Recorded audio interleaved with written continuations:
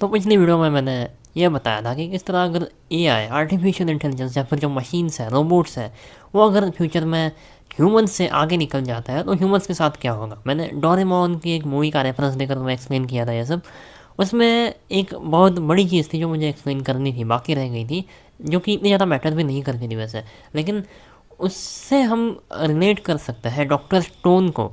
Doctor stone ऐसी anime है जो साइंस या फिर एजुकेशन को बहुत ज़्यादा प्रमोट करती है या फिर इस चीज़ के अराउंड घूमती है कि ह्यूमंस किस बेसिस पे आज तक इवॉल्व हुए हैं। मतलब उस एनीमे में ऐसा हुआ था कि कंप्लीट वर्ल्ड में एक साथ बहुत सारे लोग स्टोन के बन गए, बहुत सारे लोग पत्थर के बन गए, और सेंकू नाम का एक इंसान था जो बाहर निकल गया स्टोन से। और उसने ये जाना कि 3700 सालों तक दुनिया के सभी लोग स्टोन बने थे। और उसने इस चीज़ को भी समझ लिया कि 3700 साल हो चुके हैं। उनकी जो नॉर्मल दुनिया थी, जैसे हमारी दुनिया है अभी, टेक्नोलॉजी वगैरह सब कुछ चला गया था उस समय। 3700 सालों में बहुत सारे तूफान भी आ चुके थे, सब कुछ विलुप्त हो चुका था, सभी वनस्पतियाँ बढ़ चुकी थी हर बिल्डिंग्स में, और यूज़ करने लायक चीज़ें बची ही नहीं थी। मतलब सेंकू ने ये बात इस बात पे रिसर्च करना स्टार्ट किया कि किस तरह हम सभी लोगों को वापस इंसान बना सके स्टोन से। और सेंकू कोई आम इंसान नहीं था, वो एक जीनियस था, वो एक साइंटिस्ट था, जो शायद one of the most smartest anime characters भी हो, शायद शायद दी स्मार्टेस्ट कैरेक्टर हो एनिमे का, क्योंकि उसने जो काम किया था उसके आगे वो लगभग इम्पॉसिबल है किसी और एनिमे कैरेक्टर के लिए। क्योंकि सनको के पास इतनी साइंटिफिक नॉलेज थी कि उसे पता था कि बेसिक टेक्नोलॉजीज कैसे वर्क करती है। उसने जैसे इंसान पत्थर, उसे अश्मयुग कहते हैं, मतलब स्टोन एज कहते हैं, जब पत्थर के हथियार बनाकर शिकार करता था, उस समय जैसी हालत थी लोगों की, वैसे ही हालत सेंकू की थी।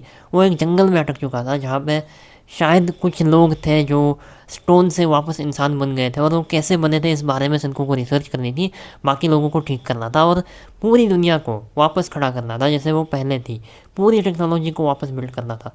और सेंकू ने अपने एग्जिस्टिंग नॉलेज की मदद से ये करना शुरू कर दिया। मैंने उस एनिमे के 2 ही सीजन्स देखे थे शायद, बट उन सीजन्स में ये सब दिखाया गया कि सेंकू ने लगभग एक सिविलाइजेशन खड़ी की। बहुत सारे बेसिक प्रिंसिपल जो होते हैं साइंस के, उसने रियल लाइफ में अप्लाई किया और अपनी ज़िंदगी आसान भी बनाई। स्टोन एज से सीधा मॉडर्न वर्ल्ड की तरफ वो दुनिया को ढकेल रहा था, एक नई दुनिया को। इसीलिए उसमें आगे न्यू वर्ल्ड का कॉन्सेप्ट भी आया था। अगर ऐसा होता है फ्यूचर में कि अब क्योंकि सेंकू को जो बेसिक टेक्नोलॉजीज थी, बेसिक चीज़ें थी, साइंटिफिक टर्म्स थी, वो शुरुआत से पता थी, उसे फंडामेंटली सभी चीज़ें पता थी। आज हम टेक्नोलॉजीज़ यूज़ करना जानते हैं, हम फ़ोन यूज़ करना जानते हैं, या फिर हम पीसी यूज़ करना जानते हैं, हमें ये नहीं पता कि वो बने कैसे हैं, उनकी टेक्नोलॉजी वर्क कैसे करती है। बट सेंको ऐसा इंसान था जो समझता था चीज़ों को, जो चीज़ें वर्क करती है वो चीज़ें आई कहाँ से, मतलब फंडामेंटली उसके पास सभी नॉलेज थी, पूरी साइंटिफिक नॉलेज हर चीज़ की नहीं थी वैसे, बहुत सारी चीज़ों की थी। और उसी तरह उसने बहुत सारी चीज़ें बनाना स्टार्ट कर दिया। अब फ्यूचर में जब एआई आ जाएगा, वो रूल करना स्टार्ट करेगा, वो अ, हम डिपेंड करेंगे एआई पे बहुत ज़्यादा। और मान लो ह्यूमन जो होंगे वो स्किल्स लूज करना स्टार्ट करेंगे, उस समय हमें इस अप्रोच की ज़रूरत पड़ेगी कि हम चीज़ों को बेसिकली समझें। हम किसी भी टेक्नोलॉजी को कोर उस स्किल को किसी भी स्किल को कोर से सीखें, उनके ओरिजिन से सीखें। हम कोशिश करें कि किसी भी पर्टिकुलर कॉन्सेप्ट को हम शुरुआत से समझें, उसके बाद ये समझें कि उसे ऑटोमेट कैसे किया गया है, और फिर उस चीज़ का एआई यूज़ करें। फॉर एग्ज़ाम्पल देखो, अब हम जीपीटी से ये कहते हैं कि मेरे लिए एक मेल लिखो, बट फ्यूचर में मान लो ऐसा होगा कि जो बेसिक मेल्स होते हैं वो भी लोगों को लिखने ही नहीं आते, सीधा ये सब लोग यही करते हैं कि एआई को ही कहते हैं कि मेल लिख दो। तो फ्यूचर में ये चीज़ ज़रूरी होगी कि लोगों को एक बेसिक फॉर्मेट पता हो मेलिंग का, मतलब मेल का जो नॉर्मल फॉर्मेट होता है जो हम आज लिखते हैं, चाहे हमारी एग्ज़ाम्स हो, चाहे हम खुद भी कस्टमाइज्ड मेल लिखते हैं। तो ये हमें सिस्टम पता है पूरा कि मेल का सिस्टम कैसे वर्क करता है। इसी तरह सभी टेक्नोलॉजीज़ के साथ जब बहुत सारी ऐसी टेक्नोलॉजीज़ होंगी इसके बारे में लोगों को पता ही नहीं होगा, तो यहाँ ज़रूरी होगा उनके लिए कि वो सेंको की तरह सोचें और किसी भी टेक्नोलॉजी को कोर से समझें, डीपली अंडरस्टैंड करें किसी भी फिलॉसफी नहीं टेक्नोलॉजी को। और फिर उसके ऑटोमेशन की तरफ जाए। मतलब तुम पहले मेल को समझोगे, मेल क्या होता है, सब्जेक्ट क्या होता है, उसमें चीज़ें लिखनी कैसे होती है, उसके फॉर्मेट्स क्या होते हैं, कैसे लिखे जाते हैं मेल, फॉर्मल या फिर इनफॉर्मल। फिर तुम कहोगे ये चीज़ मुझे समझ में आ चुकी है, अब इसमें मैं टाइम वेस्ट नहीं करूँगा, इस चीज़ को मैं ऑटोमेट करूँगा।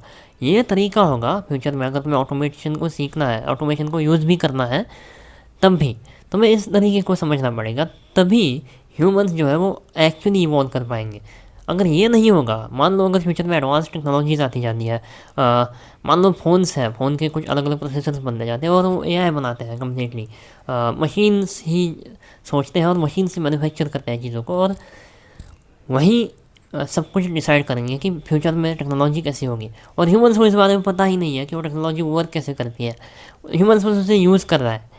तो ये बहुत ही ज़्यादा खतरनाक होगा। तो इसीलिए सेंको का अप्रोच उसके लिए ज़्यादा सही है। सेंको एक क्यूरियस इंसान है जो किसी भी चीज़ के रीजनिंग को समझने में ज़्यादा फोकस देता है, किसी भी चीज़ के कारणों को समझता है, उस चीज़ के वर्किंग को समझता है, किसी भी टेक्नोलॉजी के, किसी भी नॉलेज फील्ड को डीपली समझना चाहता है। इस अप्रोच की फ्यूचर में हमें बहुत ज़्यादा ज़रूरत पड़ेगी। वैसे तुम इस बारे में क्या सोचते हो, या फिर तुमने डॉक्टर स्टोन देखी या नहीं? क्योंकि ये एक इंटरेस्टिंग एनिमे है, मैं तुम्हें रिकमेंड करता हूँ कि तुम देखो। अगर तुमने देखी हो तो बताओ, या फिर नहीं देखी तब भी बताओ, और तुम इस बारे में क्या सोचते हो कमेंट ज़रूर करना। Okay, that's it for the video.